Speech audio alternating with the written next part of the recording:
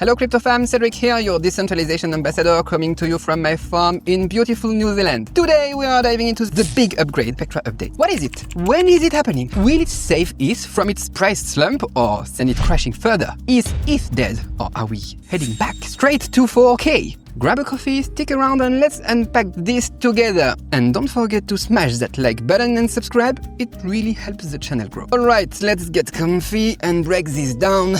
As a blockchain OG, I'm going to give you the full scoop, but keep it simple enough for newcomers too.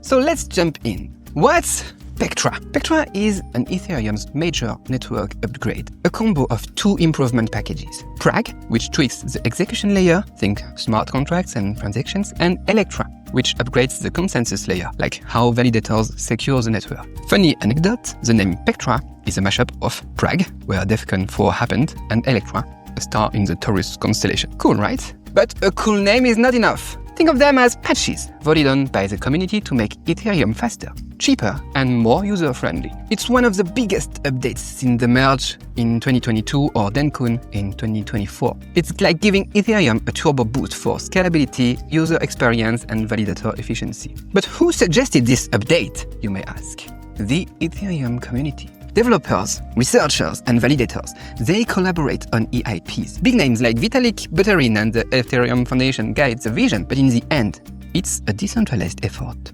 I like that. No single person owns it, it's a collective push to keep Ethereum the king of smart contracts. So that's good for everyone, right? Let's break down the key features of Pectra and see if it is. So here are the highlights. First, we will have improvement with account abstraction. It's EIP 7702. It lets your wallet gain superpowers, may I say. With account abstraction, you can batch transactions, like approving and swapping tokens in one go. You can let someone else pay your gas fees. I love this one. Or you can add spending limits for more security. That's great. It's a game changer for user experience, making DeFi as easy as using a mobile app for newbies. This means less friction when jumping into Web3. It's great for mass adoption. So it's good. It's good. Then we have better stacking with EIP 7251, 7002, 6110. With those, stacking got a major upgrade. It raises the validator stacking cap from 32 ETH to a whopping 2048 ETH. What does that mean? It means big players can stake more efficiently, reducing network load. It will also let smart contracts trigger validator exits, making stacking pools trustless. That's great. And EIP 7110 cuts deposit delays from 9 hours to 13 minutes. If you are stacking ETH, this could attract more institutional stakers. That one may be good for ETH price.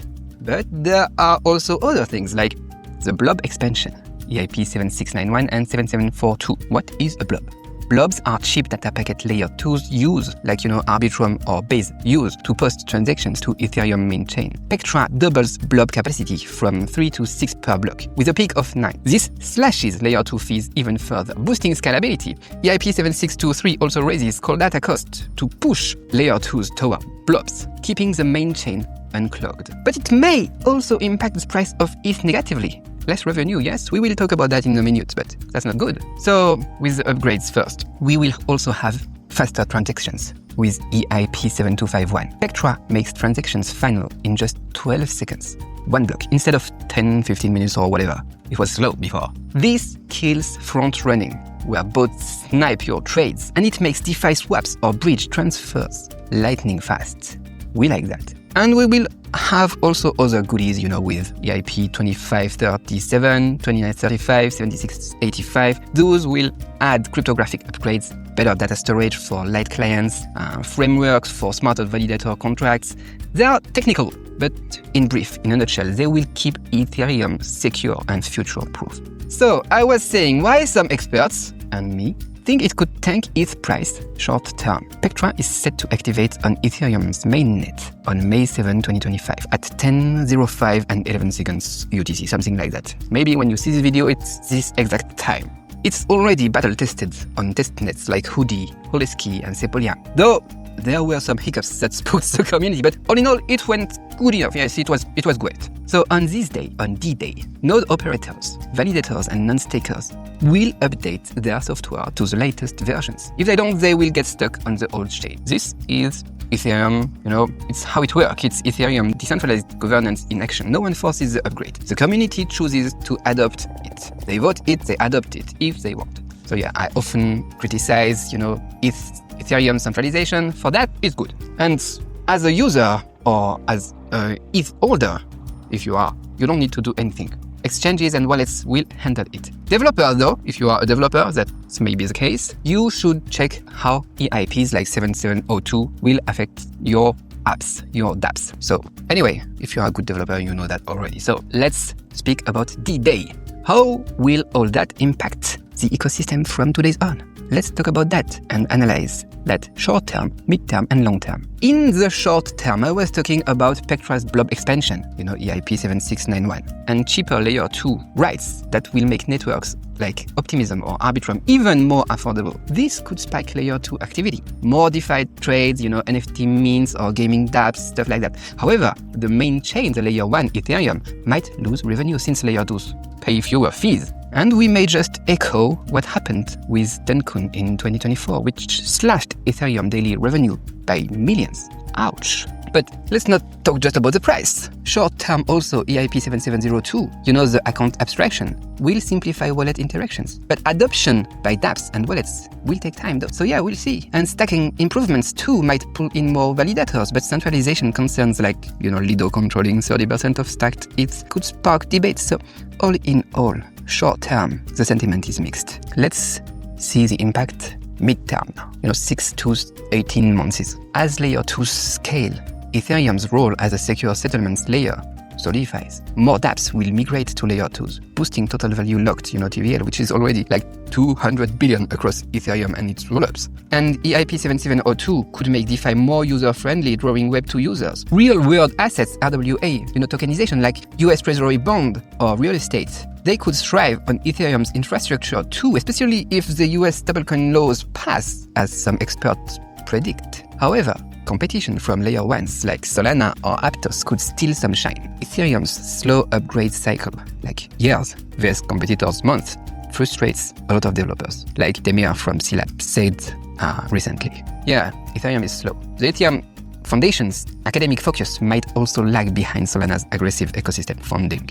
But yeah, mid-term it still looks good. And long-term, more than 18 months. It's where the good stuff is.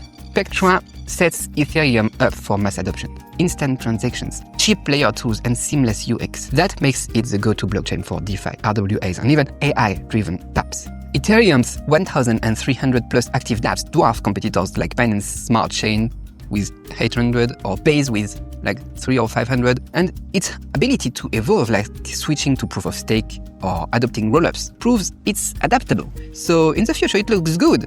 But now you get this impact on the ecosystem will impact the price too. So the $1 million question is, what does Pectra mean for ETH price? A positive impact is much needed, but hearing you speak, Cédric, it doesn't look good. So yes, let's be real. ETH is down bad in Q1 2025, while Bitcoin is back to 1995K right now.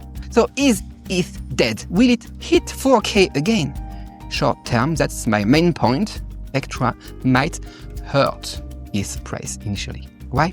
Doubling blob capacity and cheaper layer 2 fees could cut layer 1 revenue, just like Dencun did at that time. We talked about that. Ethereum lost 30 to 40 million daily. Plus, we have whale sell-offs and a weak ETF launch. Everything just kept sentiment bearish. So I wouldn't be shocked if we dip to 1,400, revisiting 2017 highs. In a nutshell, it's pretty bad short term. But long term, I am very, very bullish. RWA adoption, NFT revival, DeFi return with the US laws loosening, adoption ramping, a better and bigger Ethereum ecosystem, stronger. All that is great on many, many aspects. It could reflect clearly on ETH price. But it will take some time. That's not financial advice, but as an investor, I'm holding my ETH. Why? I believe in its long-term dominance, but I'm bracing for short-term pain. If you are in ETH for quick gains, you might be frustrated, as we all have been those years. But if you are here for the tech, Pectra is a reason to stay. All in all, I think Pectra is a good thing. What about you? What is your take? Drop it in the comments. I read every one of them. Merci et au revoir.